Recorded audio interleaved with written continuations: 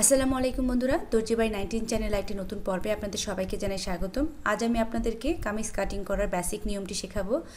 আর অনেক ধরনের টিপস এবং ট্রিক্স থাকবে, তাই ভিডিওটি সম্পূর্ণ দেখার অনুরোধ নিয়ে শুরু করছি আমার আজকের পর্ব।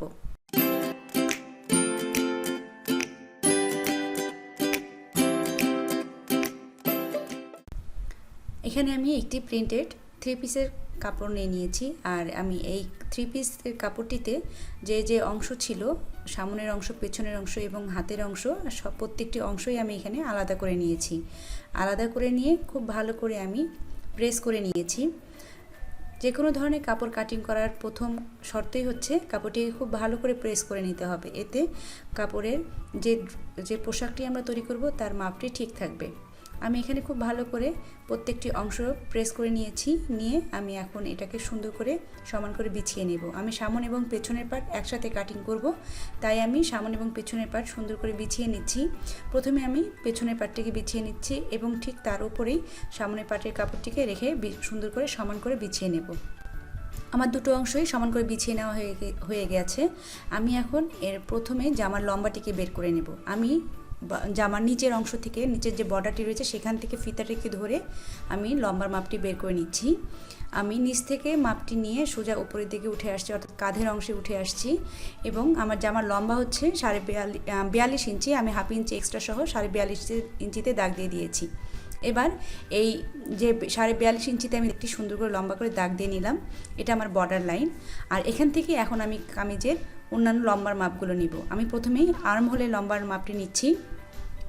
আর্ম হোলের লম্বার মাপ হচ্ছে 7 ইঞ্চি। আমি হাফ ইঞ্চি এক্সট্রা সহ 7.5 ইঞ্চিতে দাগ দিয়ে দিলাম। ভালো করে লক্ষ্য করুন, আমি কিন্তু হাফ ইঞ্চি এক্সট্রা এই জন্য নিচ্ছি, আমাদের কাঁধের অংশে হাফ ইঞ্চি করে সেলাই করার সময় চলে যাবে। ঠিক একইভাবে আমি কোমরের মাপটি নিচ্ছি। কোমরের জন্য আমি নিচ্ছি 15 ইঞ্চি। আমি এখানে 15.5 ইঞ্চিতে দাগ দিয়ে দিলাম। একইভাবে 22 ইঞ্চি আমাদের হিপ এবং 22.5 ইঞ্চিতে আমি দাগ দিয়ে নিলাম। এবার প্রত্যেকটি অংশকে আমি সুন্দর করে স্কেলের সাহায্যে মিলিয়ে দিচ্ছি। এবার কামিজের যে রাউন্ড অংশের মাপগুলো রয়েছে সেই মাপগুলোকে আগে দিয়ে নেব, অর্থাৎ পুটের মাপ, বডির মাপ, কোমরের মাপ, হিপের মাপ। পুট হচ্ছে আমাদের 14 ইঞ্চি।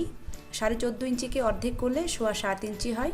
সেই সাথে সেলাইয়ের জন্য 1/4 ইঞ্চি পরিমাণ আরও এক্সট্রা নিয়ে আমি এখানে 7.5 ইঞ্চিতে দাগ দিয়ে দিচ্ছি। আমাদের এখানে পুট হচ্ছে 14.5 ইঞ্চি। এটা শরীর থেকে অ্যাকুরেটভাবে মাপটা নিয়ে নিতে হবে। এবার আমি পুটের জন্য যে মাপটি নিয়েছিলাম ঠিক একই মাপটি আমি এখানে বডি লাইনে দিয়ে নেব। তবে এই ক্ষেত্রে সেলাইয়ের জন্য মার্জিনের এক্সট্রা লাইন নিতে হবে না। এখানে শুধু 14.5 ইঞ্চিটির অর্ধেক মাপটি নিলেই হবে, অর্থাৎ 7.25 ইঞ্চি নিচ্ছি। সেই সাথে অ্যাকুরেট যে বডি, সে বডির সাথে 3 ইঞ্চি লুজিং দিচ্ছি। আমাদের অ্যাকুরেট বডি হচ্ছে 32 ইঞ্চি। 32 ইঞ্চির সাথে 3 ইঞ্চি লুজিং দিলে হয় 35। 35-এর 4 ভাগের 1 ভাগ হচ্ছে 9.5 ইঞ্চি। আমি এখানে 9.5 ইঞ্চিতে দাগ দিলাম। একইভাবে কোমরের মাপটি নিয়ে নেব। কোমরের মাপটি হচ্ছে আমাদের অ্যাকুরেট মাপ হচ্ছে 29, তার সাথে আমাদের 2 ইঞ্চি যোগ দিতে হবে।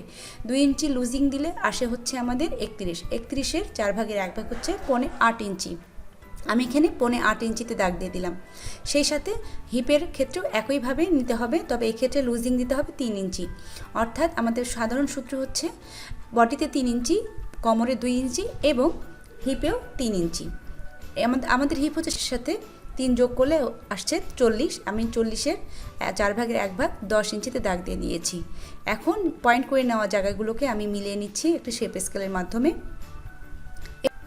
এবার আমি যে বডি লাইনে যে পুটের মাপটি নিয়েছিলাম ঠিক সেই পুটের মাপটি থেকে, অর্থাৎ 7.25 ইঞ্চি থেকে আমি আরও এক্সট্রা 1 অথবা 1 ইঞ্চি পরিমাণ ভেতরের দিকে দাগটি দিয়ে নিচ্ছি। লক্ষ্য করে আমি কিভাবে করছি। এবার এটাকে আমি পুটের সাথে মিলিয়ে নিলাম। এবার এটা আমি দিলাম তালপাটের জন্য। এটা আমাদের সামন পাটে তালপাটের অংশ কাটিং করতে হবে, তার জন্য। এবার আমি রাউন্ড করে দাগগুলো দিয়ে নিচ্ছি। সামন পাটের এবং পেছন পাটের, আর্ম হোলের এবং তালপাটের উভয় ক্ষেত্রেই আমি রাউন্ড দাগটি দিয়ে নিলাম।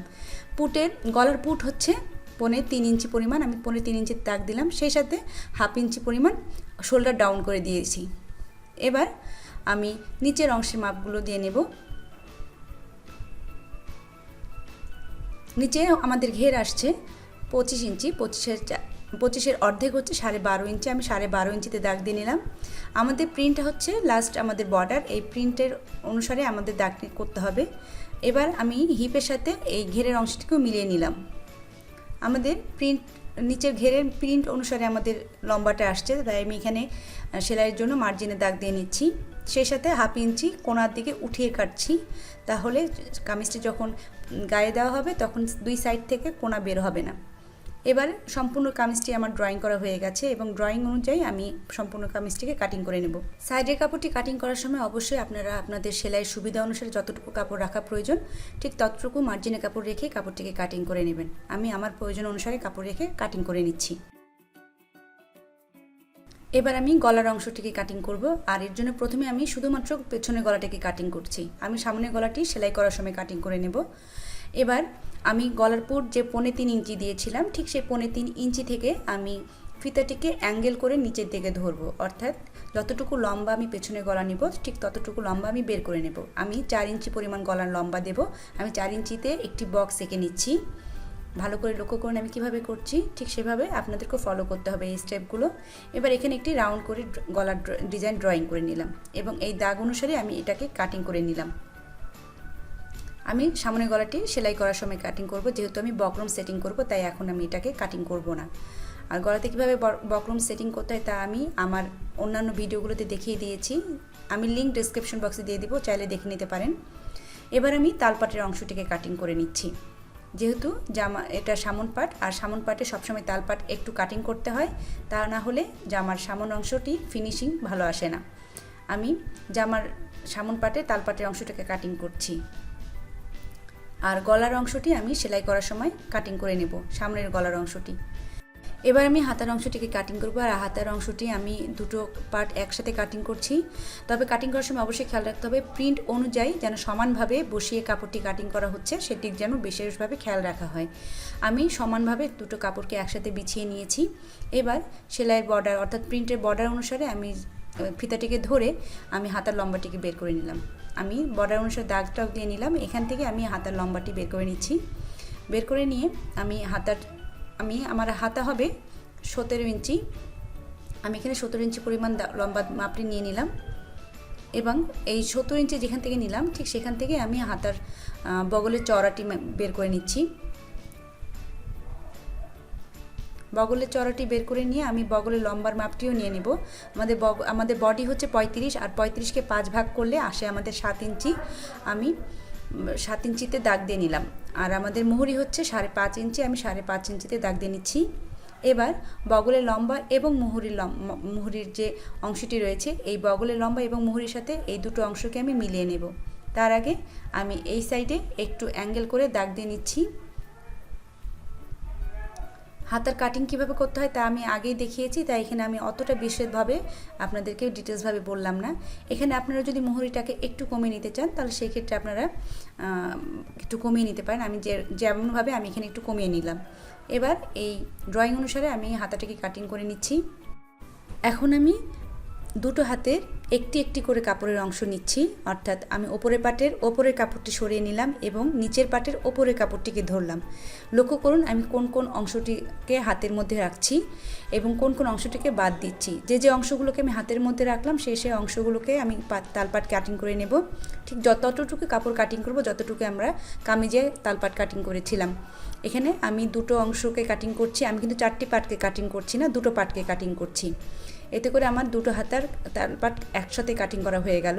আপনারা যদি অসুবিধা বোধ করেন তাহলে আপনারা আলাদা আলাদা করে নিয়ে তালপাটটিকে কাটিং করে নিতে পারেন। এখানে আমি আপনাদেরকে আমার কাজের সুবিধা অনুসারে আমি আপনাদেরকে কাটিংটি করে দেখালাম। তো বন্ধুরা, আমার কামিজটি কাটিং করা হয়ে গেছে, আর গলার পট্টি এবং সামনের গলার ডিজাইন আমি সেলাই করার ভিডিওতে দেখিয়ে দেবো ইনশাল্লাহ।